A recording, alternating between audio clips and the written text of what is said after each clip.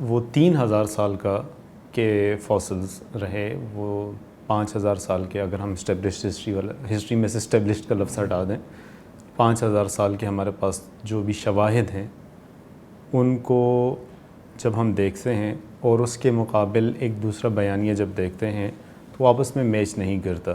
اس صورت میں ہمیں اس کو اس کے اوپر ترجیح دینے کی کیا وجہ ہے؟ دوسرا بیانیہ جو ہے کیا وہ یہ بتا رہا ہے کہ انسانیت کی ابتدا 5000 سال پہلے ہوئی؟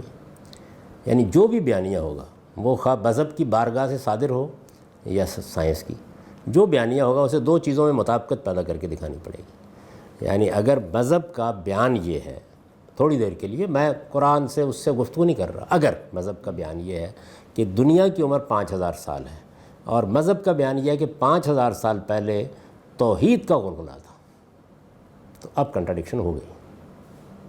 اسی طرح اب سائنس میں آ جائیے، اگر سائنس کا بیان یہ ہے کہ انسان 5000 سال پہلے آیا اس دنیا کے اندر، اور تاریخ کے جو کچھ آثار ملتے ہیں اسٹیبلش کو آپ نکال دیں وہ بھی ایسے ہی ہیں، اور اس میں تو شرک ہی شرک ہے، تو سائنس کا مقدمہ ثابت ہو گیا. آپ دو چیزوں کو مطابق کریں گے تو یہ ثابت ہونا ہے. یعنی انسان کی عمر کے بارے میں آپ کو ایک سائنسی بیان دینا پڑے گا.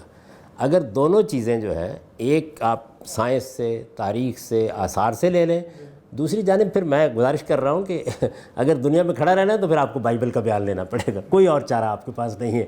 یعنی وہ دونوں تو مطابقت پیدا کر کے اس کنٹراڈکشن کو بتا دیں گے جو آپ پیدا کرنا چاہ رہے ہیں، وہ کر دیں گے. اس لیے کہ 5000 سال کو ہم کھینچ کے تھوڑا سا 7000 بنا سکتے ہیں، 5000 سال کو کھینچ کر 3 لاکھ سال کیسے بنائیں گے؟